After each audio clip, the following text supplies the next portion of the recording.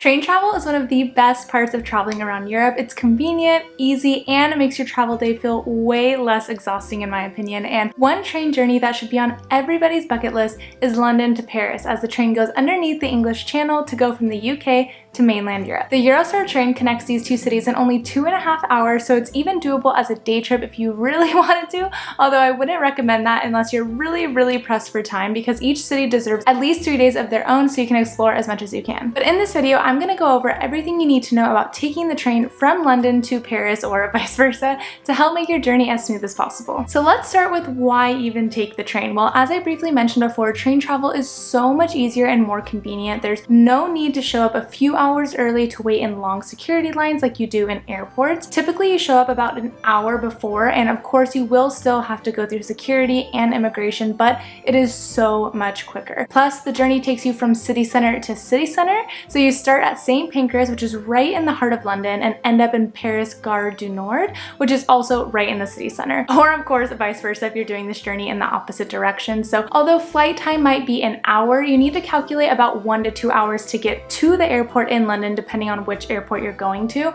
More information on all the London airports in this video. Plus 2 hours early for security, plus the hour journey, and then plus 1 to 2 hours to get from Paris airport to the city center. So your 1 hour flight has now turned into a 5 to 7 hour travel day to get from city center to city center, whereas the train journey is 2.5 hours plus getting there an hour early, so only about 3.5 hours in total. And right when you arrive, you're there, right in the heart of the city center. You can probably just walk or hop on the metro to get to your hotel in a matter of minutes. It makes the travel day feel way less exhausting. Plus, the actual journey is way more comfortable. You have bigger, comfier seats, typically with a table in front of you. You also have free Wi-Fi, plugs, and a food carriage where you can go and buy drinks and snacks, and you can even walk around freely, which you can't really do on an airplane. So honestly, this journey just flew by for me, way faster than a 2.5 hour flight would have felt for me.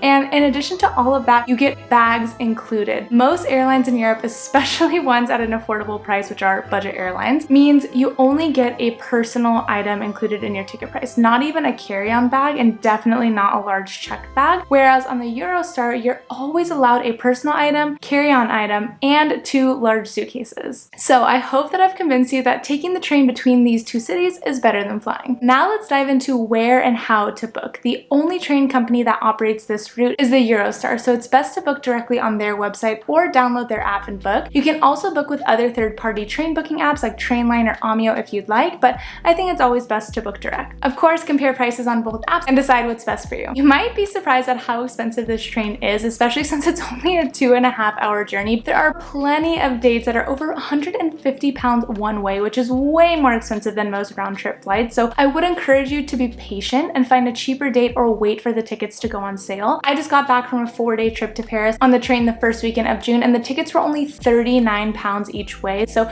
as soon as I saw those, I just booked them right away. So know that it is possible to find affordable tickets if you're patient and flexible. And again, take into consideration your luggage. If you are someone who will have carry-on and or some checked luggage, even if you don't have the cheapest 39-pound train ticket, it probably is still cheaper to take the train since luggage is all included, versus paying for a flight and adding on all the extra luggage. Anyone who knows me or watches my channel knows I'm a super budget traveler, so I promise I wouldn't convince you to take this train if it was insanely expensive all the time. There are definitely plenty of opportunities throughout the year that you can get a good deal. So once you find the deal you want to book, you book like you would a flight or a hotel. Just pick the dates and times, put in your information, and pay. Usually the Eurostar is non-refundable and you have to travel on the exact train you select. There are no flexible train journeys as far as I'm aware, so be sure of everything before you pay. There is another option that's super popular for younger people under 28 years old called Interrailing that allows you unlimited train journeys for a certain period of time.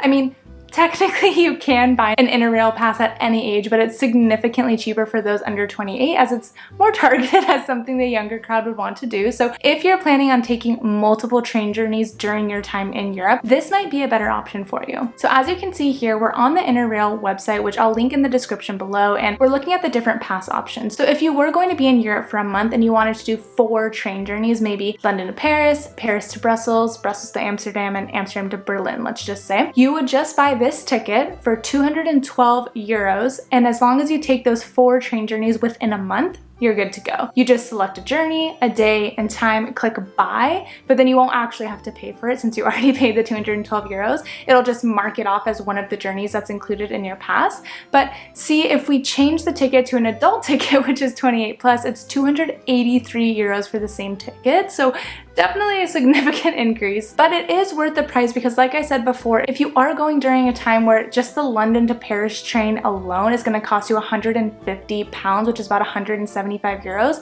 then you're getting 3 more train journeys for only 37 euros more. So if you continue to scroll on this page, you can see all the different passes that are offered and you can compare the prices to the individual train journeys you would book. Even if the prices are relatively similar, I would recommend getting the Interrail pass as you'll have more flexibility. If you miss the train you scheduled, no biggie, you can just change it to the next one and it won't count as one of your journeys because it wasn't scanned. Or you decide the day of you just want to add a train to somewhere else, you totally can, whereas the day of ticket at the station or on an app might be crazy expensive. So just keep all of that in mind if you are planning multiple train journeys around Europe. Interrailing could be a lot cheaper, but it also is a lot more flexible. But anyways, back to the London to Paris specific journey. Let's now get into the day of your journey. You've bought your ticket on the Eurostar app, you have your passport, and you're heading to St. Pancras in London. You want to get there about an hour before your departure as you will still have to go through security and immigration. It's way quicker than the lines at the airport though, so don't worry too much. You will tap your ticket to get into the Eurostar area of St. Pancras,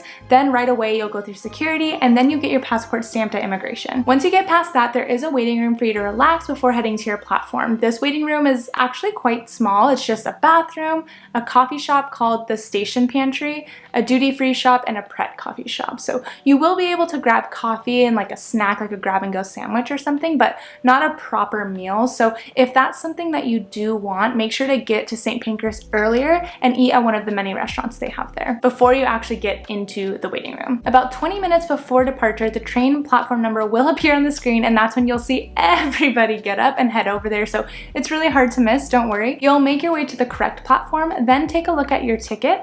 It will show you which carriage you're in and what seat number you're at. So see here on my ticket on the screen, it says carriage 2, seat 73. So you'll look at the outside of each carriage for the number 2, then head inside and look for seat 73 just like you would on an airplane. You can store small bags up above your head or under your seat, and at the end of each carriage is an area for large bags. If you want any drinks or snacks on your journey, take a look at the screens above you and it will show you where the food carriage is, so you can make your way there and grab something. Don't forget to connect to the Wi-Fi and use the plugs to charge your devices. They have both the UK and the EU outlets for you to use. Now you can just sit back and enjoy the scenery until you get to Paris.